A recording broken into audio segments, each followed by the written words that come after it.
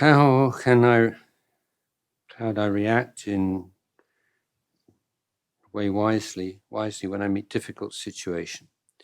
For example, my husband has a long time to stay with his work partner during 1 week, 4 days outside. Someone told me he is with her. They may be together. I don't know how to react to this. Could you give some suggestion? Thank you.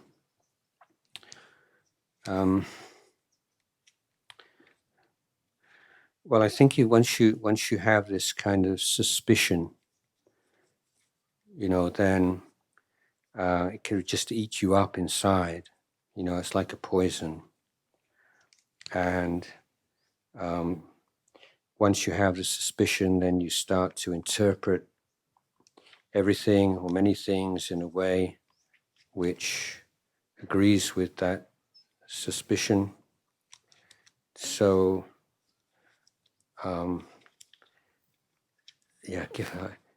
don't really have so much time, as you know, to go into these questions, but my advice would be it's better to speak to your husband, to find a right time and place and say, this is what I've heard. Please, if it's not true, please don't be offended, but it's really upsetting me a lot, and can you put my mind at rest? And see what he says. But I think just not saying anything is not a good way to go. So it may or may not be true. It may be slander. It may be misunderstanding, but it may be true, and so be ready for whatever. But you really do need to talk about this.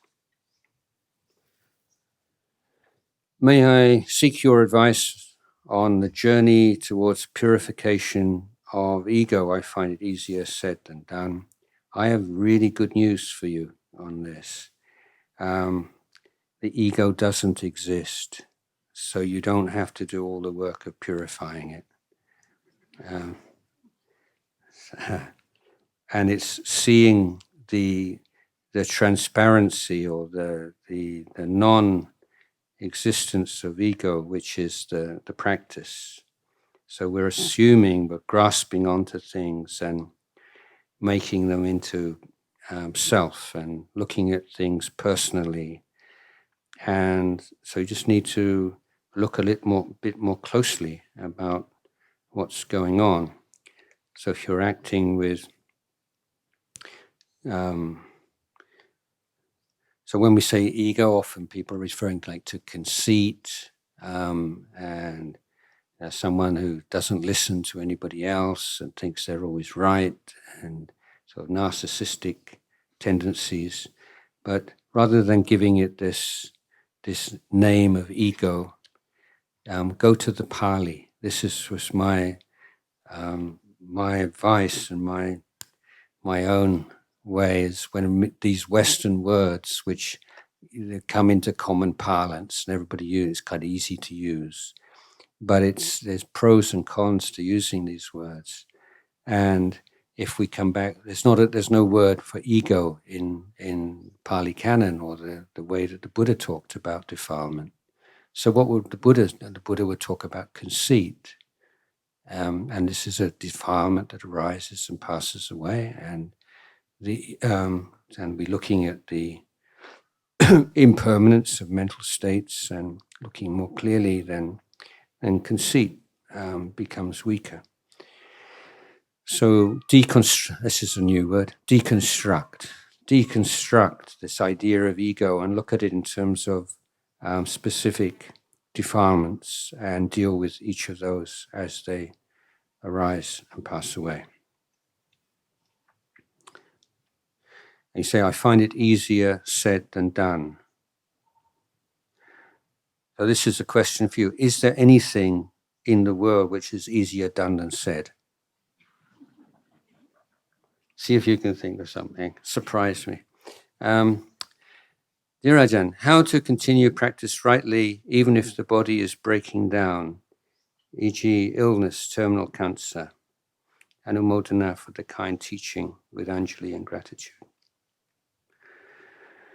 Well, the practice of Dhamma is the abandonment of the unwholesome, the development of the wholesome, the purification of the mind. So the particular situation you find yourself in, whether it's health, temporary good health or bad health or severe bad health, it's still this body and mind. It's still the same challenge of how not to allow the mind to grasp onto phenomena as being me and mine. And so with physical illness, then your body is your Ajahn. This is your teacher. It's teaching you impermanence and dukkha and anatta. It's not the teacher you would have chosen for sure, but it's the teacher that you have. So be content with that and see how we can create suffering on top of the physical reality and how we can cease doing that. The mentioned to one or two people last couple of days this formula: pain multiplied by resistance to pain equals suffering. So if you have a lot of pain and a lot of resistance to suffering, you have a real lot of suffering. But if you have pain, a lot of pain and little resistance to pain, then much less suffering. You could have a small amount of pain and big resistance and suffer a lot more. But ideally, if you have, and this is the case of the great arahants and Buddha himself, they experienced physical pain, but there was no resistance to the pain, and so there was no suffering. So this is the path of practice, how to be with pain without suffering, be with pain without resistance. And in the case of terminal illness, I think the word acceptance is probably the key word, that total acceptance of the situation, which is why I always sadut, what do you say in English? There's always could have this kind of resistance when people talk about their losing their battle against cancer and fighting cancer. It's like cancer is just you, it's your body, it's just your reality. You know, it doesn't have to make goodies and baddies and have wars and battles. So just accept. It's like this, in the words of Ajahn Sumedho, but you do the treatments, you do what you can to recover, but you recognize that maybe you won't recover. I'm reminded of a situation where I went to visit a student.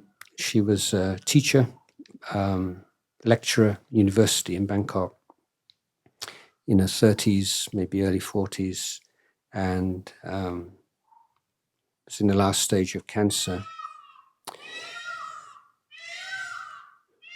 But the family were in complete denial. Nobody was allowed to use the word cancer. And so they invited me to visit. And so this poor woman is laying on the hospital bed, skeleton basically, but with huge abdomen, swollen abdomen. And the family wants a blessing for a daughter to get better and go to speak with the woman herself. And she's saying that if she gets better, when she gets better, she wants to become a nun for a few months and practice the Dhamma and so on. So, you know, how to speak to someone in this situation, because it's the right of the family want to deny to the very last minute what's going on here. Well, I don't have the authority to destroy that. So the words I spoke to Boon is like, whatever illness we have, whether it's a serious illness or a more mild illness, it's not sure thing. We can get better, and we all want to get better, of course, but we always have to prepare for the unexpected or the unwanted. And as Buddhist practitioner, we prepare for, one, for getting better, and two, for not getting better. So you have to be able to include that possibility in your mind that you're not going to get better. Just as you want to get better, and maybe you'll get better, but maybe you won't. And so don't just look on one side of the situation. So this was, the way of talking to someone who doesn't want to face up to the truth, but just by referring to the impermanence and uncertainty of life. So you have a terminal illness, maybe it will be terminal, maybe it won't, but be prepared and cherish the time that you have and use it well. There was a young Muslim woman in England with a Thai Buddhist friend. She's Thai Buddhist, Thai Muslim woman with a Thai Buddhist friend. She had cancer, and a friend took her to Chithurst. She learned how to meditate and made a miraculous recovery from cancer. And she'd made a vow that if she recovered, she'd become a nun. So she did become a nun. And I went to visit England when she was a nun. And there'd been a lot of sort of whispering about this. Wow, she has incredible samadhi. She's so inspiring. And so I said hello and said, how are you? And how's your practice? And she said, Ajahn, ever since I recovered from cancer, my practice has been terrible. I don't know whether this is the right thing to say, but I kind of feel some nostalgia for my cancer. One part of me wishes I had cancer again. Even if something so awful as a terminal illness, there are advantages to it. At least there are in the terms of Dhamma practice. So this is it. This is what you have. This is your raw materials. This is what you have to work with. So you do the best you can.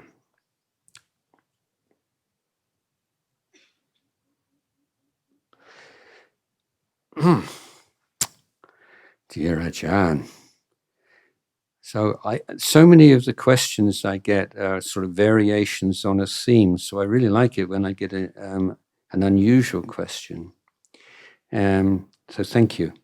This question is, will chanting with my pet chicken or meditating with them help them have a better rebirth?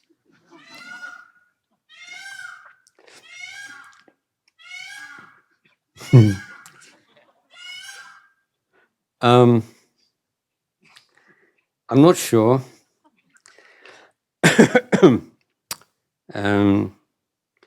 But it is said by those who know that although it's incredibly difficult for an animal to take a higher rebirth, that the causal factors which will help that, or to create supporting factors for that to happen sometime in the future, is the kindness and close contact with good human beings. So, yes, why not? I think it's a really admirable thought and intention, and I really can't guarantee, but I think if your chicken knows how to chant, and or if your chicken can sit cross-legged, then why not?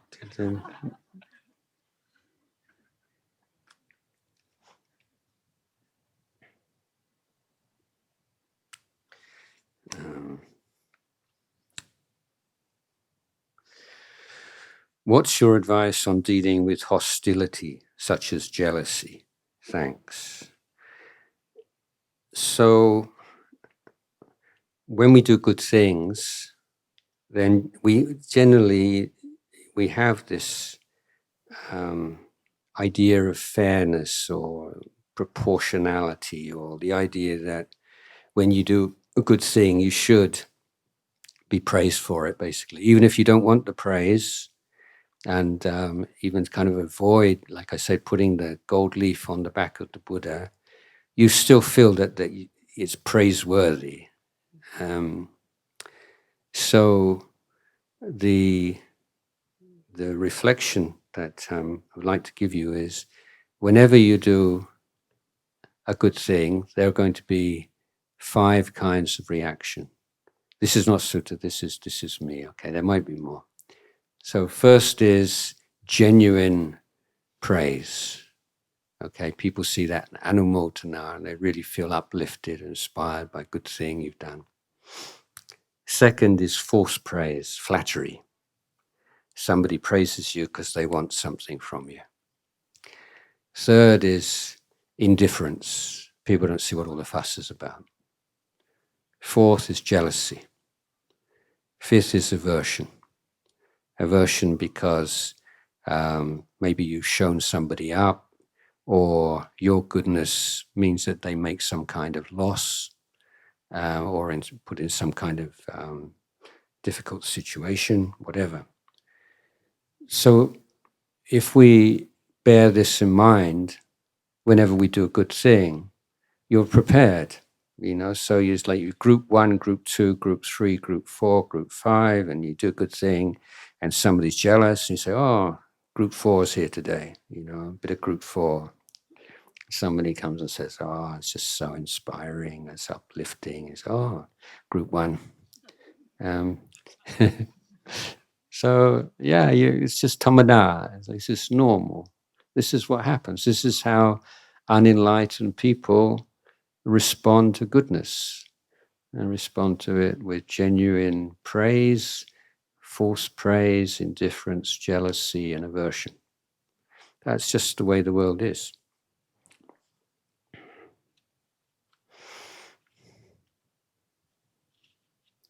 So, if I guess an extra piece of advice is, if someone is jealous, then just look over your conduct and to see if you've made yourself a target unnecessarily in the way that you've behaved, or things that you said, and maybe that a little bit more care in the way that you do good things in the world. Tanajan, how does one know if a spiritual teacher is the best for an individual? Well, another question is, how does the spiritual teacher know if the individual is best for a student? You see, well, you don't know, you see. I would, some red flags, let's say, like if the Buddha himself, let's go back to the sutta, and the Buddha says, you should look at the Buddha, you should study me and observe me, and see whether I ever act or speak or express in any way that is indicative of greed. Do I ever act or speak in any way as indicative of anger and aversion? Do I ever act and speak in any ways which are indicative of delusion, confusion? So this is how your faith in the Tathagata will be very strong. So again, this kind of revolutionary teaching for a spiritual leader, he said that don't just put your faith in me too easily. You don't throw out your critical faculty. It's quite all right. But so red flags. If a teacher acts in ways, speaks in ways which seem to be indicative of greed or hatred or delusion, then there's something to be wary of. For monastic teachers, then know some of the important rules. One of the most important rules for a monastic is that he should never be alone with a woman under any circumstances. And if a monk is inviting you or consenting to spending time alone, out of sight, out of hearing of other people, then you can know that at the very least that monk has no respect for his training rules, or is being very heedless.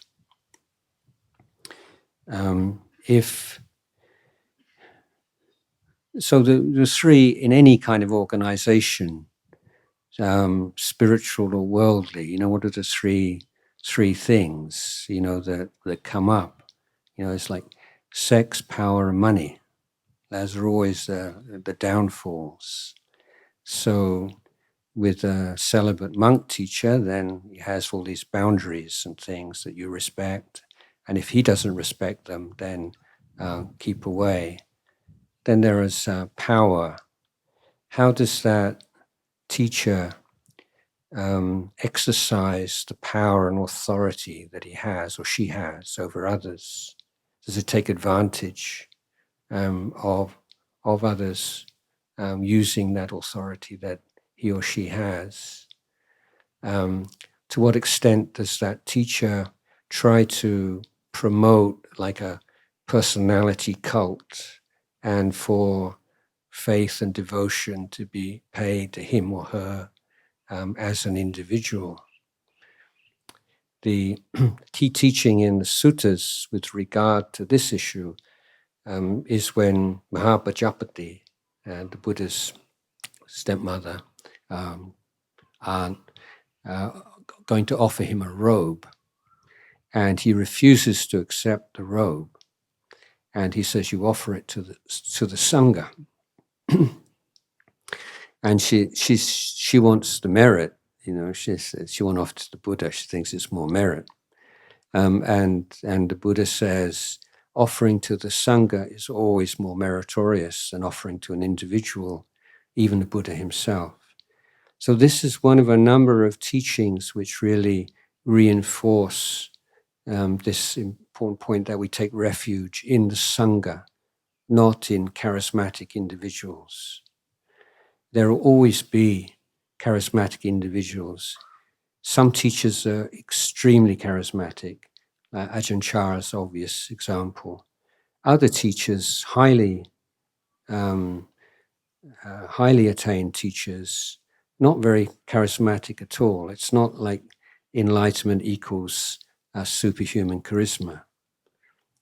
And so not to take that as a measure of whether it's a great teacher or not, how charismatic or how articulate they are.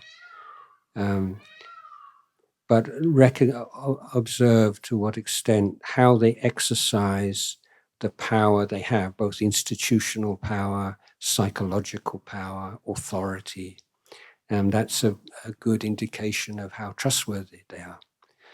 And thirdly, this coarse one of money, if constantly making demands and making you feel that a good student should cough up and should provide money. If you see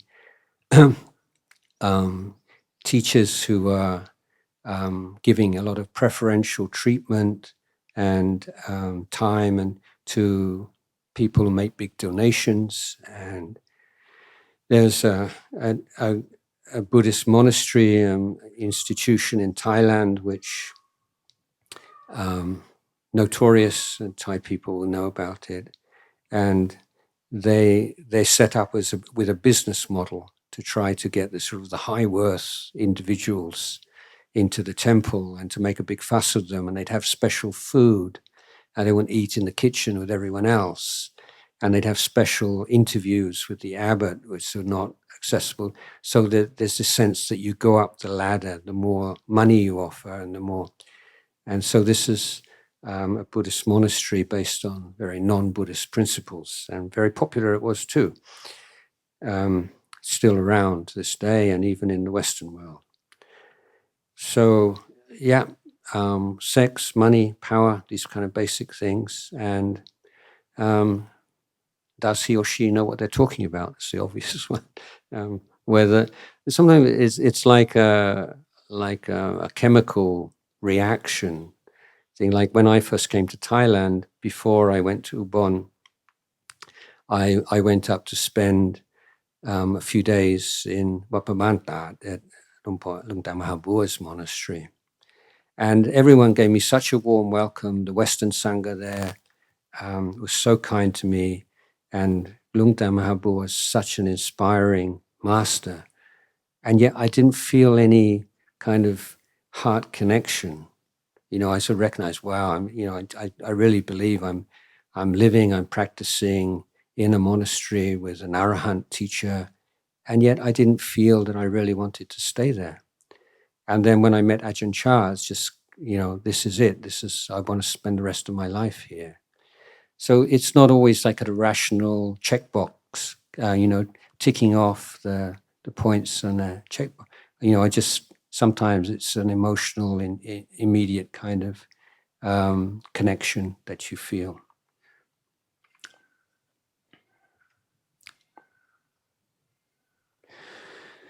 Ajahn, how to do Vipassanā in meditation? Okay, another big question. There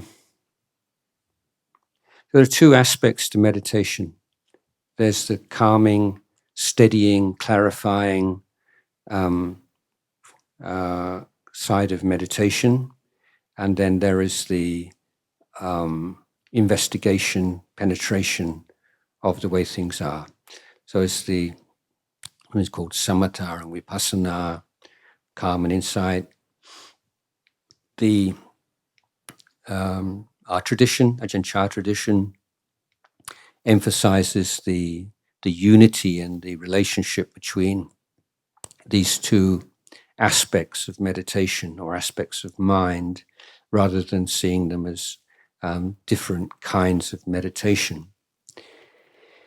The analogy is of an axe. You're going to cut with an axe. You need the axe to be sufficiently heavy and sufficiently sharp. And so the heaviness of the axe is compared to samatha, and the sharpness of the axe is Vipassanā. Sharpness and no weight, then you won't cut very deeply. Weight and no sharpness, then you won't cut at all.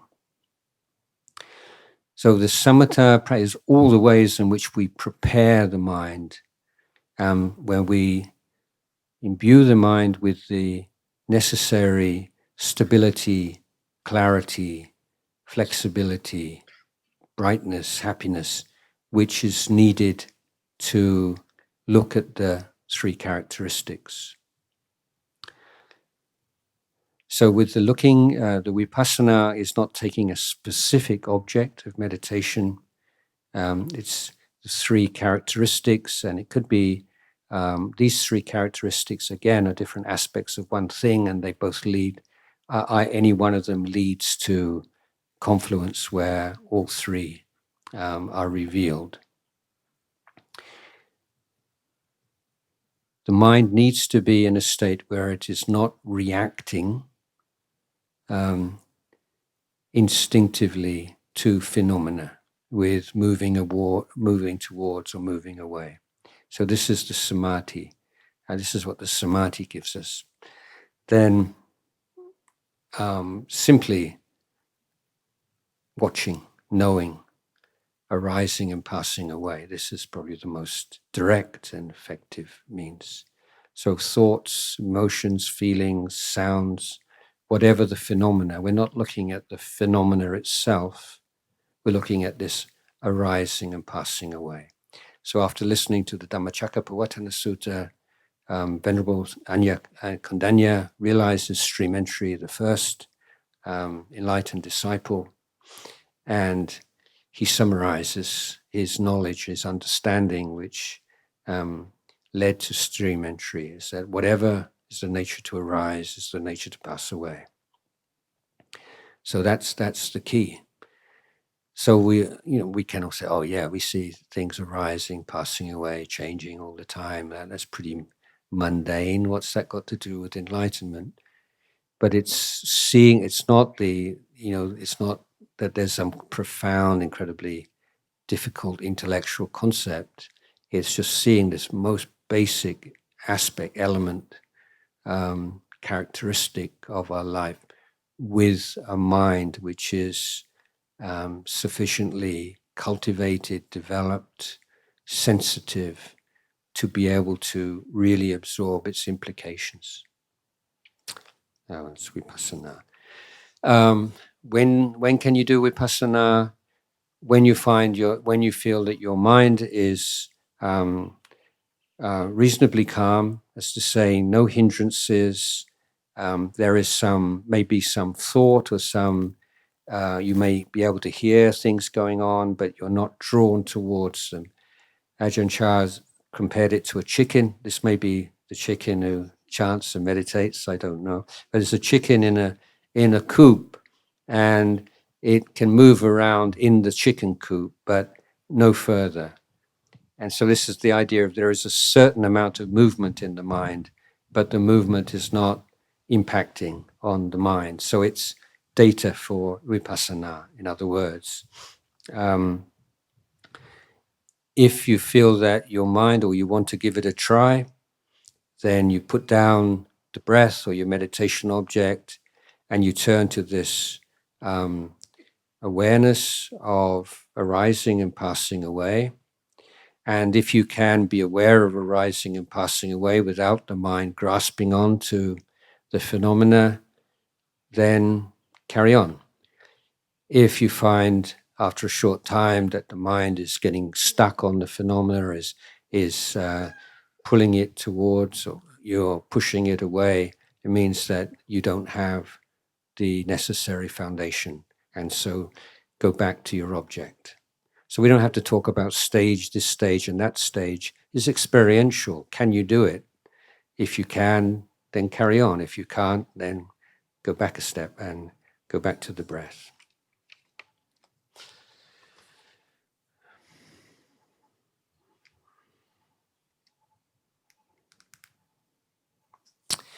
The interconnectedness of causality in Paṭiccasamuppāda is very deep and interesting. Would Luang Por provide guidance on how to use it as a tool during formal meditation and daily life situation?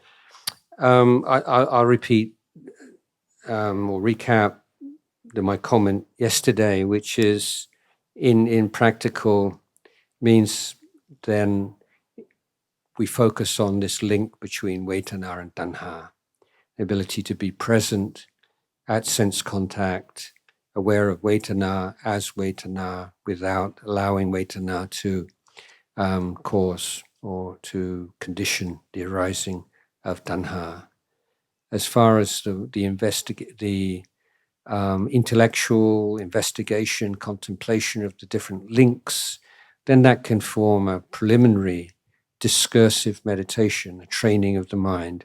If you remember yesterday, I said we can give, when the mind's very active and it wants to think and just to go to the breath or a non-thinking object, it's just too much, a step too far, then we can draw a box and say, okay, think within this box on this particular theme in a systematic way, and just sort of very skillfully work through that kind of thinking energy that's there. And so taking up the Paṭiccasamuppāda as a theme and reflecting on it and contemplating the different links, that can fulfill that function as a preliminary discursive meditation.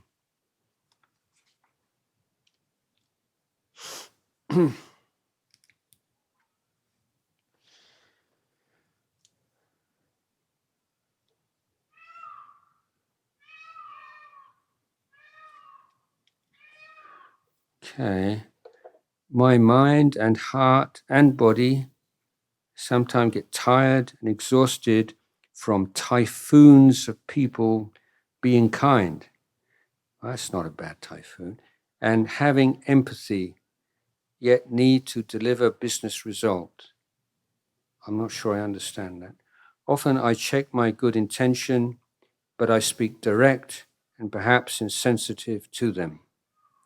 1, should I be worried? 2, how to improve? 3, any mantra?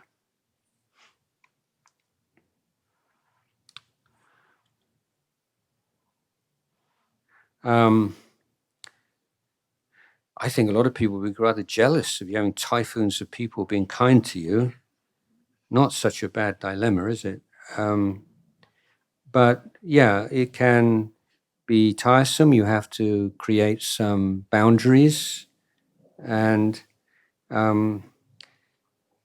keep reminding yourself where this is coming from. You know, each person, they don't feel themselves as part of a typhoon. They're coming out of their own, the goodness of their heart and their concern for you and empathy with you. I'm not sure I understand what business result means here. Anyway, I'll skip that. So keep coming back to their intention, their good intention, and appreciate that. And bring a lot of joy. Be mindful. Don't speak. Don't say anything until you're sure that it's coming from a good and wholesome place. If you notice and you're experiencing some irritation or tiredness, or this is all too much, then recognize that and realize that that's an indication that you have to be especially careful of your speech. And just a short thank you is good. So yeah, that's the mantra. Thank you. Dearest Ajahn, my dad has been sick and aged as normal being. I understand one day will be his last. As now what a child could do to make it easier for him to deal with sickness and prepare for the RIP.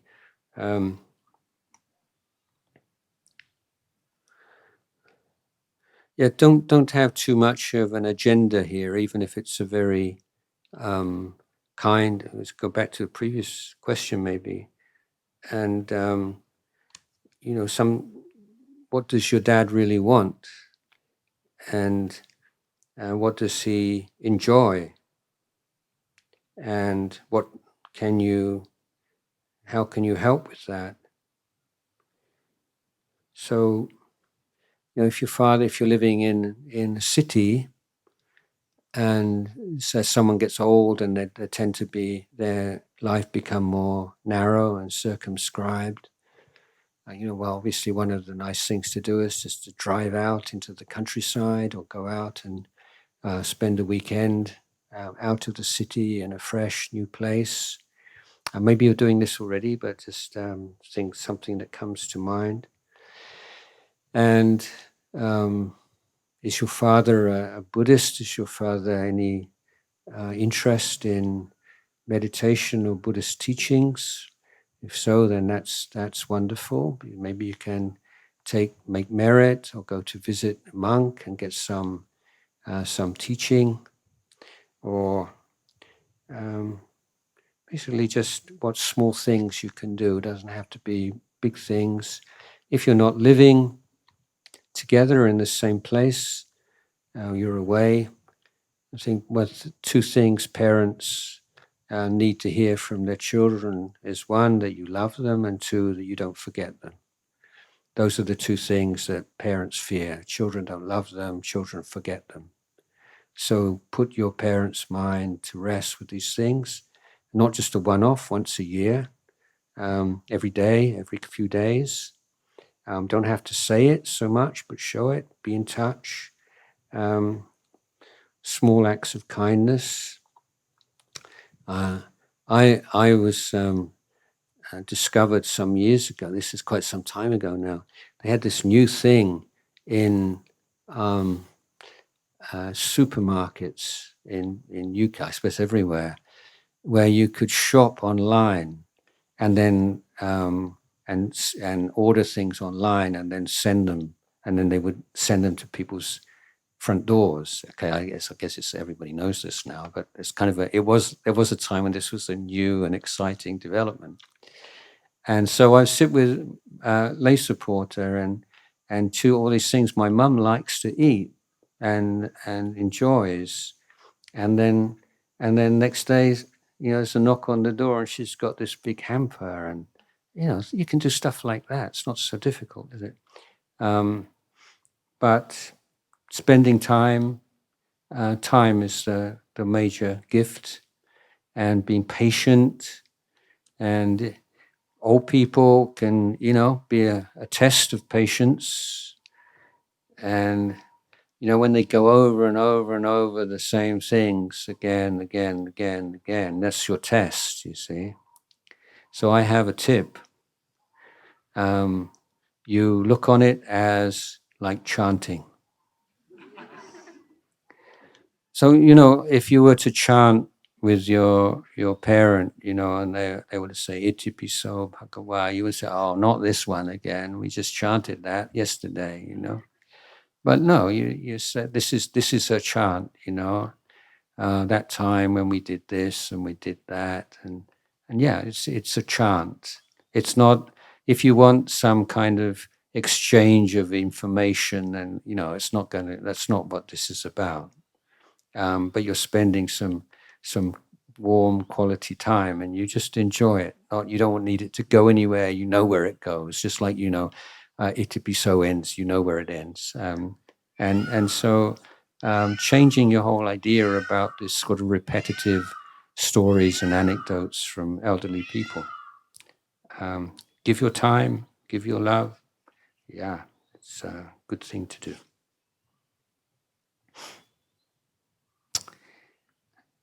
Ajahn, how to Nibbhāna in this lifetime?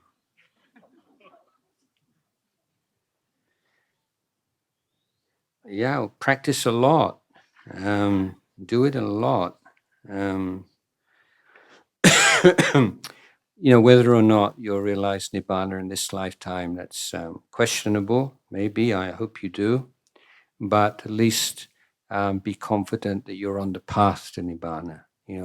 Let's go along that path as far as you can.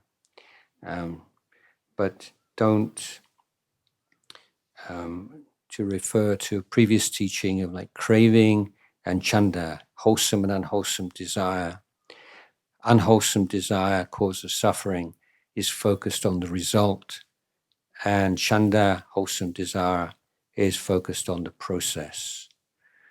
So if it's too much, how can I realize Nibbhāna? When will I realize Nibbhāna? And very easily that slips into craving, and it's an obstacle.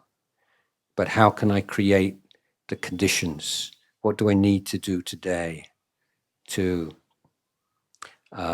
create optimum conditions for progress on the path to Nibbhāna? This is wholesome, and this will definitely lead you further along the way.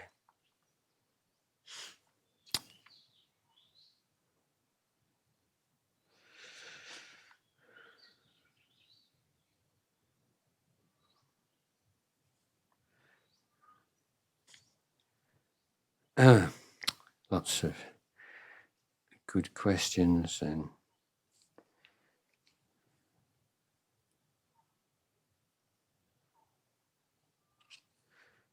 okay, just do this one first. What should one do at the point of death for a good rebirth? I heard in the Tawatingsa heaven, one can still continue to practice over there. If one has yet to enter the stream, how does one get there, please? Okay. So there is a teaching which is kind of very well known these days, that the next life is conditioned initially by the last mind moment, the last consciousness before death. And the analogy is, or the example given of a barn with many cows in the barn, many big ones, but whichever cow is next to the door will be the first one out, even if it's a small calf rather than a big cow. So the fact that it's next to the door means it'll be first out. Similarly, whatever mind moment is present at the last breath will be the first one next lifetime.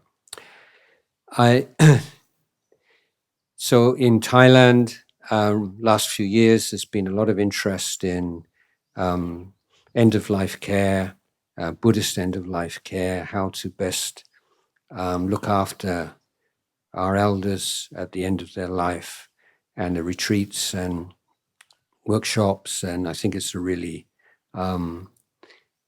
good and inspiring development. Nevertheless, I feel that there's been perhaps too much emphasis on this last moment, and it's forgetting or overlooking the fact that if the last moment is at odds with, it's in conflict with all the Kamma that's been created throughout one's life, then the karmic result is very short-lived. It doesn't eradicate all of the good Kamma that you've made before that. And so the main thing is to be making good Kamma, abandoning the unwholesome, developing the wholesome, purifying the mind day by day. And so at the end of life, then you are in the best possible position. But even if there should be like a blip in your mind and an unwholesome, don't be afraid of that. Don't think that's like suddenly going to wipe out all the good Kamma that you've created, because you kind of lose it right at the end of life. That's not really how it works. Heard in the Tawa things to heaven, I'm going to still practice. Yes, there are in heaven realms, there are devas with Arya, Pukala devas, and devas with right view, and devas that teach the Dhamma. But it's very rare, and we can see even in this human realm, when you're really very comfortable, how the intensity of your practice tends to fall off. So needless to say, if you're in an environment where the pleasure and the comfort is much in excess of what we know here, then how much more likely it is that you'll become heedless with your practice, even if there are, as they say, some wise spiritual teachers amongst the devas.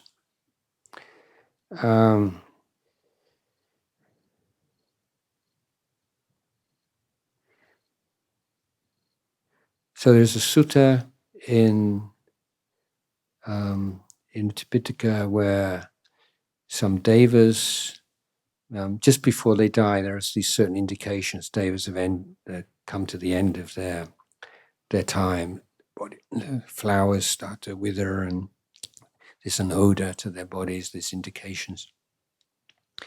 And in this one particular sutta, there's two devas find out that they're about to leave the deva realm, and they're going to be born as humans in the human realm.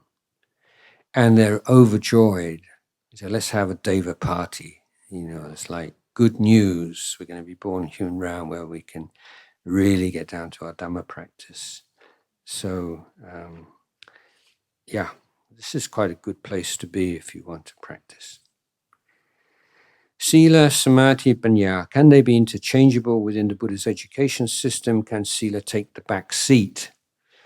Well, it can. Yes, it can be the backseat driver even. This is a holistic system, meaning that at any stage, any phase of practice, all three of these elements are present. Simply that one will be in the foreground and the other two in playing supporting roles. And so when Sīla is to the foreground, you have the Samādhi training and the Paññā training supporting it. So please remember that the word samadhi in Sīla, Samādhi, Paññā doesn't mean like samadhi. It's a term for the training of the heart, citta pavana. So it's a much wider, broader term than samadhi might indicate. So with Sīla, to begin with, you need to have the wisdom, at least, to see the suffering and the unsatisfactoriness of breaking precepts. You have to have the wisdom to see the importance and the value of keeping precepts. So without that basic right view and understanding and wisdom, you wouldn't take on the precepts in the first place. To keep the precepts well, then you need mindfulness and patience and loving kindness and all kinds of other virtues which you cultivate in the Samadhi group. So when Sīla is to the fore, then there are wisdom elements and Samadhi elements supporting.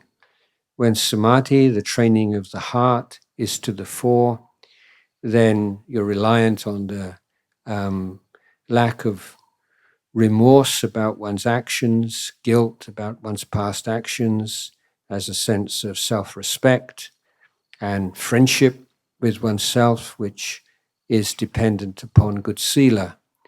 And the Buddha once said there's no Jhāna or there's no Samādhi without wisdom, no wisdom without Samādhi. So dealing with the 5 hindrances, you can't just bulldoze your way through those. You need intelligence and you need strategy and skillful means. And that's the wisdom factor present in the Samādhi section. With the Paññā, as I said, you need that foundation of Sīla, and you need the equanimity, stability, clarity, brightness, happiness, contentedness, flexibility of Samadhi to allow wisdom to do its job most effectively.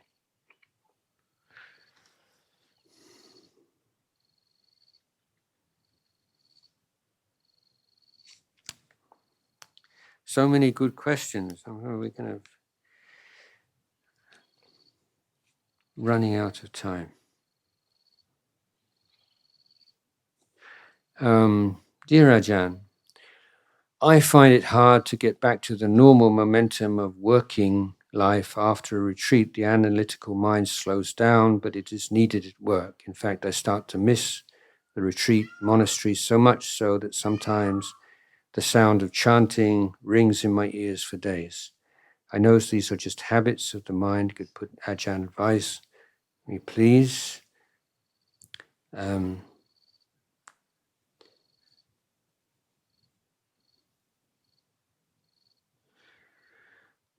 This part of the challenge of this way of practice, modern way of practice of alternating periods of work with periods of retreat. And when you come on a retreat, then you bring the world with you to a certain degree. And just as when you go back to the world, the sound of chanting rings in your ears when you come to retreat, then there are all kinds of worldly things ringing in your ears for some time too. But that's just part of it. It's like this. And I think overall, taking time off and going on retreat, the pros outweigh the cons. But recognizing them and not being discouraged by them or irritated by them, so it's just like an echo. So when you come to a retreat, there's like the worldly echoes, and then they gradually fade out, and you come on into the world, and the spiritual echoes gradually fade out. But if you are the difference being that you are maintaining your practice evening and morning and evening, and trying to maintain mindfulness throughout the day, that you are learning more and more effectively how to integrate what you learn in retreats into daily life. And mentioned a number of times, to just really observe to the extent within applying meditation techniques that we're learning life skills that are applicable in daily life. And when you notice that kind of how what you're doing in a retreat feeds into and nourishes and uplifts what you're doing in the world, then that sense of conflict between them or gap between them starts to narrow.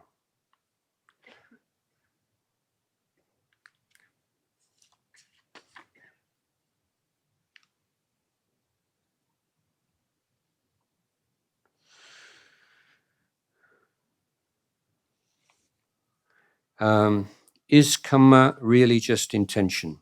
What if I did something such as accidentally stepping over a relic? Is there anything to worry about? Well, I'd worry, well, what kind of situation would you be in where you would step over a relic? I mean, so we say, my question would be is, how did I get here? The Buddha said very plainly, Kamma is intention. And that's the essence of Kamma. And it is the most important thing to remember about Kamma, because so often people feel guilty about situations in which somebody's hurt or something bad happens and they were involved in some way, sometimes quite a tangential way. And again, this is very much, I feel, influence of Western culture, in which there's this kind of championing of guilt. Like in the West, often feeling guilty is the sign of a virtuous person. So, like if you're in a novel or a movie or something, a movie particularly, you need quick brushstrokes. You want to establish whether someone is like a hero, or a goodie or a baddie, so on the white side or the black side. And in American movies, it's very noticeable that one of the ways in which the writers of the screenplay establish someone as being someone you want to root for is they feel guilty about something.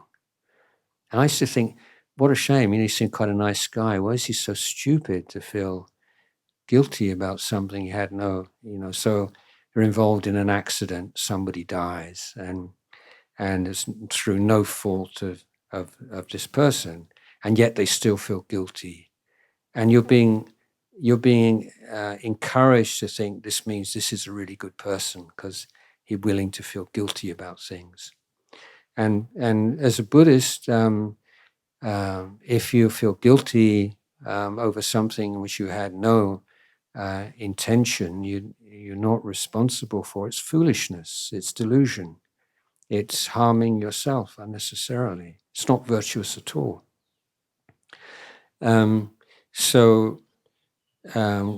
Ethical questions, we come to intention again and again. There are one or two outlying issues. One, in the monk's discipline, there are certain rules out of a huge number of rules which are not intentional, which call sacittaka. They're called acittaka rules. So if I was to pick this up, I'm thinking it's water, but actually somebody's put some vodka in here, and I go, that's not water. And I'd spit it out, but I would have broken my precept, even though I had no intention. And the reason being that I'm not careful enough about what things go into my mouth. So here there's an expectation of a certain level of vigilance and care, and lacking that, then as a monk, one's considered to have broken a precept. but it's very much in the minority. But an example that comes up in the world a lot, let's say someone drinks alcohol and then drives, and then is involved in an accident and injures someone or even maybe kills somebody.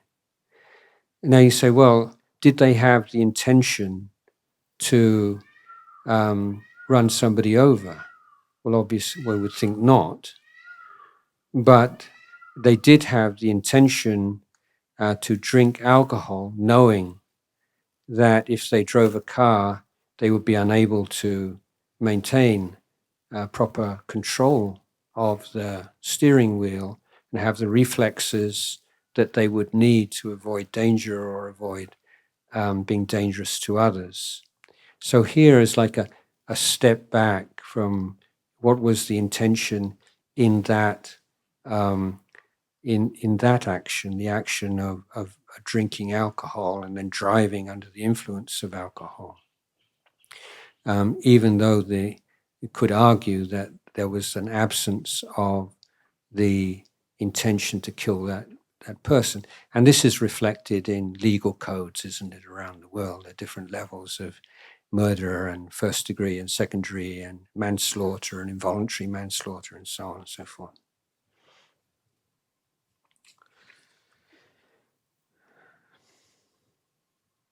Is it possible for jhana to arise during walking meditation? I'm not sure if it's possible because it is really difficult to have mindfulness of a single object during walking. Yes, I meant to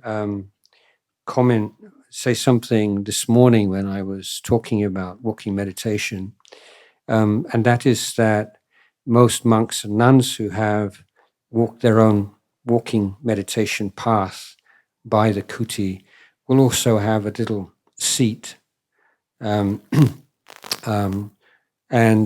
if the meditator reaches a point where the mind feels it's going into samadhi, then some meditators will just stand and they can go into a deep state of samadhi in standing posture.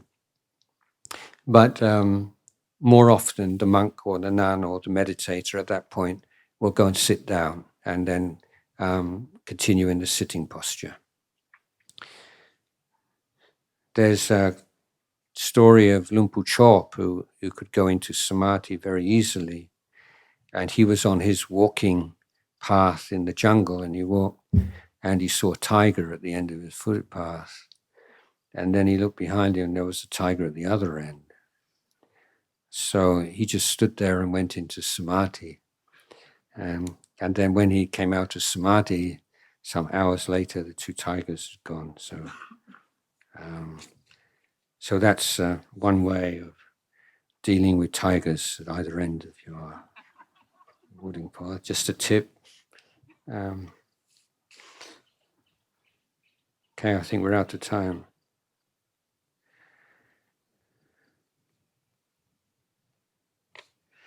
Ajahn, how to make up my mind with the person who always take advantage from us? Thank you.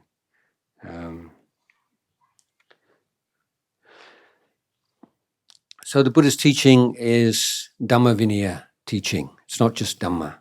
It's Dhamma and Vinaya. And Vinaya does not refer only to the monastic code of discipline. It refers to all the ways in which we create conducive conditions in the world around us. So it includes things like laws of the land, regulations, agreements, conventions, cultural forms, all the ways in which we try to make it easier to follow the path of Dhamma and more difficult to follow in the opposite path. So the Vinaya par excellence is the monastic code of discipline, because here the Buddha had complete freedom to create an institution and to create all of the rules and regulations and conventions himself, which would reflect the goal of the Buddhist training and education. Whereas in the world, of course, much more limited opportunity to do that. Even in a Buddhist culture, there are so many different power groups and vested interests and so on and so forth.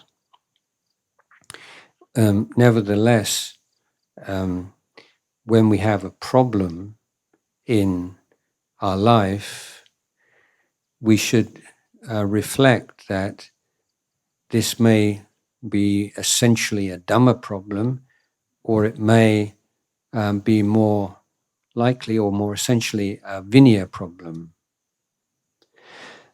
So one of the misunderstandings, Buddhism amongst the Buddhists is, as a Buddhist, you just got to make your peace with the world. Don't make a fuss. So living in an unjust situation or people taking advantage of you, then just tamjai, just learn how to come to terms with it. Don't make a fuss. But that's not at all what the Buddha taught. He taught Dhamma Vinaya. And in a case, let's say you're quite an adept meditator, you know how to let go of things quite well. And so you're going to your office and somebody acts in an objectionable way, obnoxious behavior. So you're practicing, you're mindful, and you let it go. And you can do that. And you go, that's getting quite good at this, So, and then the next day, this person acts the same way, maybe even more obnoxious. So you let go, let go, let go. And you can do it. Maybe you can do it. Who knows?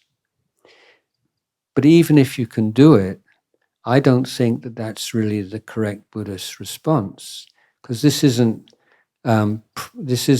essentially your problem here.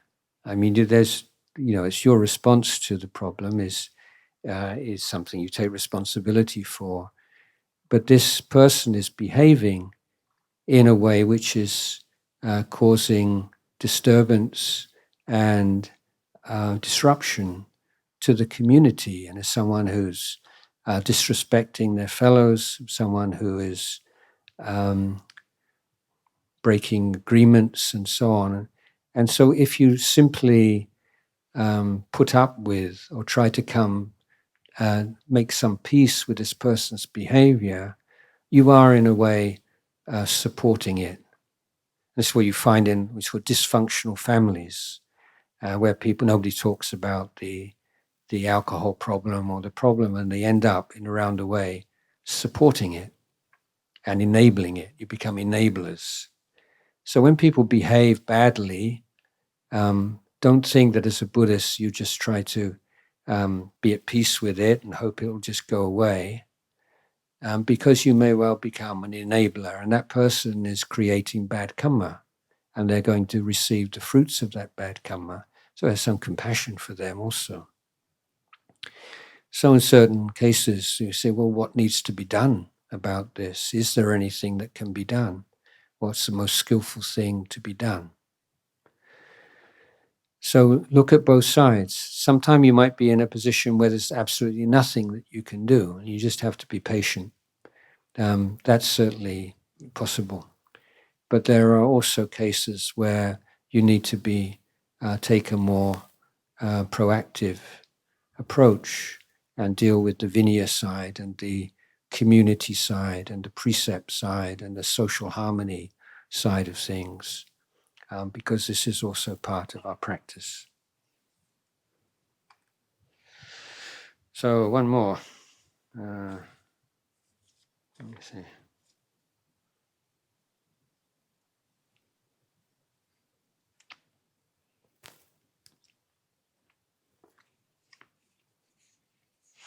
Take a round.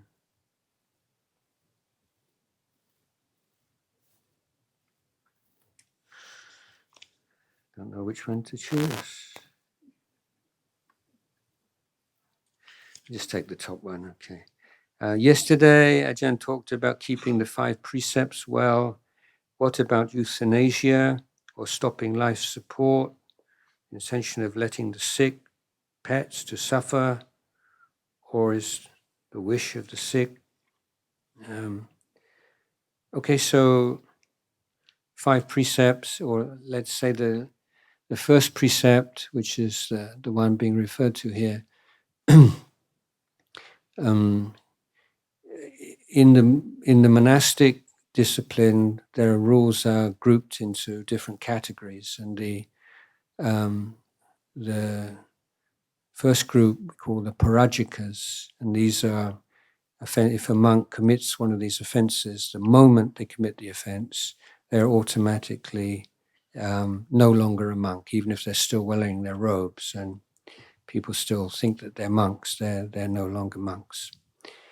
And these four rules are sexual intercourse, stealing,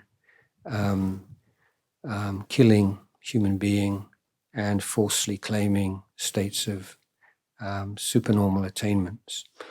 In the third rule, in the explanation of the rule, so the Vinaya textbooks are like law books. They're very, very complex and refined with all possible permutations.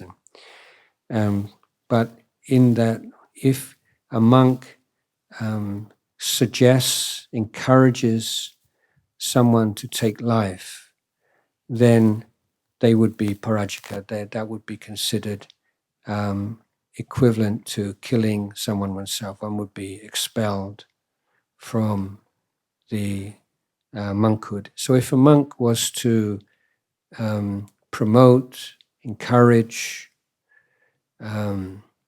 euthanasia, then that would be the end of their monastic life. Similarly, if a monk was to encourage, promote abortion, that would also be considered taking life.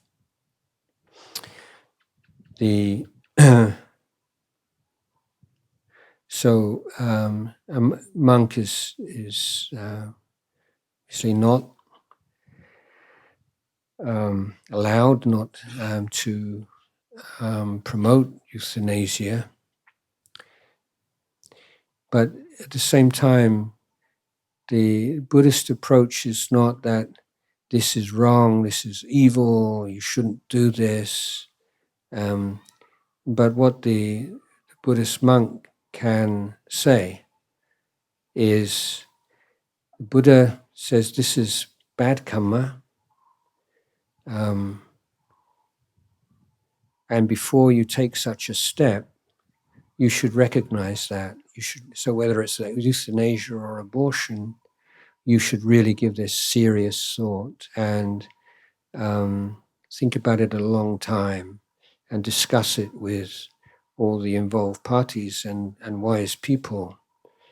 And only when you are, and then when you are really sure what you want to do, then you make your decision and take the responsibility.